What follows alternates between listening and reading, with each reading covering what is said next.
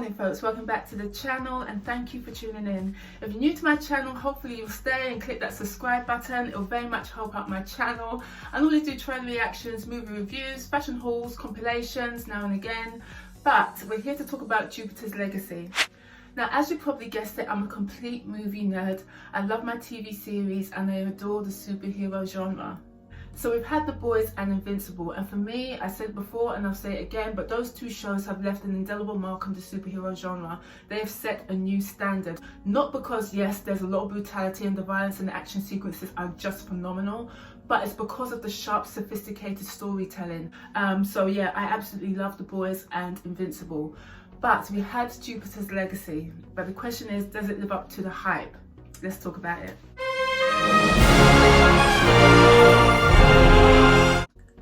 Jupiter's Legacy. So the story is based on the first generation of superheroes who have kept the world safe for a century. Now their children must live up to their legacy in an epic drama that spans decades and navigates the dynamics of family, power and loyalty. So I wasn't accustomed to the comic books. I came into this show fresh, but did this series live up to the hype and meet my expectations? And I'm afraid not. Now don't get me wrong, there were certain elements about this show that I was here for. Number one, I really liked the fact that they delved into and explored the whole moral code and ethical dilemma of a superhero living in the modern age. The fact that they're so powerful and can be completely autonomous in what they do. This can present fear issues, trust and conflict with the general public. I mean, this narrative was very much played out in Man of Steel as well as Batman vs Superman. The moral dilemmas of a superhero, and what did they do? Did they go down the Judge Dredd route and be completely autonomous? Judgment time. Or go down the path of the judicial system already in place? So I like the fact that they explored that moral and ethical conflict of a superhero. And I like the fact that this show delved into and communicated family dynamics and dysfunction. When you look at the Utopian and Lady Liberty and their children, the fact that Brandon, his motive was to live up to his father's expectations. In contrast, his sister Chloe, she's completely disenchanted with the whole superhero life. She blames her father for neglect and almost uses him as a catalyst for her dysfunctional life choices. And you know what, throughout much of the show, you're hoping that she'll have a moment of redemption and forgive her father, but that never materializes. And to be fair, Chloe is a bit of an irritating character, but a very interesting one at the same time. So you know what, it did serve for good viewing.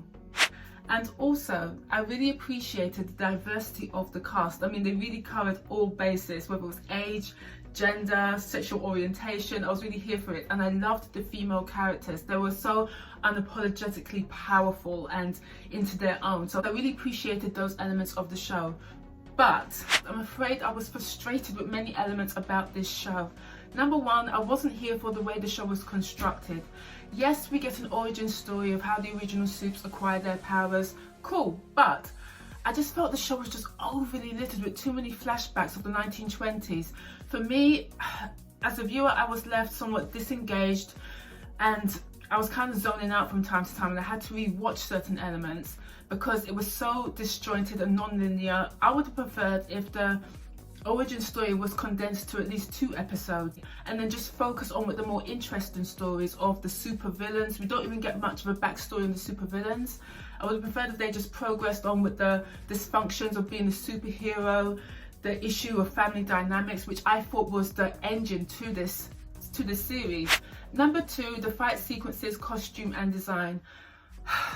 For me, you know, this is everything. We've seen this all before, and some of the fight sequences were so clunky.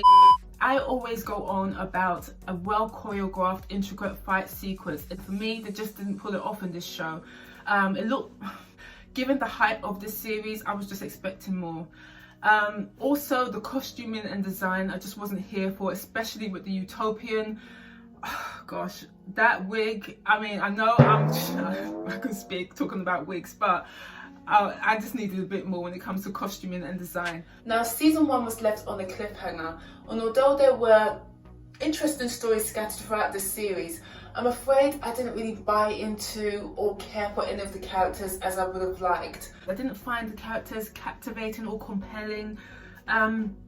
I don't know, that just fell short for me with this series, and that's why, as I say, my interest was just fluctuating throughout each episode. And I don't know, I just felt the runtime for each episode was quite lengthy. Maybe this was because of the flashbacks, as I say, which I felt completely undermined my interest in the show. As I say, I very much like the fact that they addressed those issues of conflict a superhero does face, and even the family dynamics, and they go down even the controversial routes of dealing with addiction, which I felt, you know, thumbs up. But I don't know, it just didn't capture me, this series. It just didn't.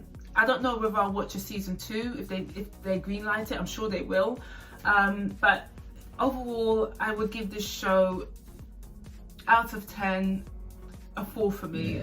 I don't know, but for me, I'm still having to revert back to The Boys, and especially Invincible, because I can watch Invincible season 1 all day. I mean, just fantastic. And the fact that that was an animated series, but yet, as I say, it just elicits so much emotion out of you. But this, Jupiter's Legacy, was at the other end of the spectrum for me, I'm afraid. It was just okay. But you know what, everyone's different, and that's the beauty of reviews.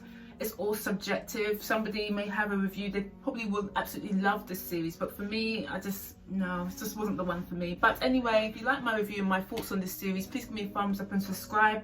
I had nothing written down, it was just completely off the cuff. But yeah, that's my review of Jupiter's Legacy. But I'd love to read your comments below. Please give me a thumbs up and subscribe and all that good stuff, and I shall see you soon.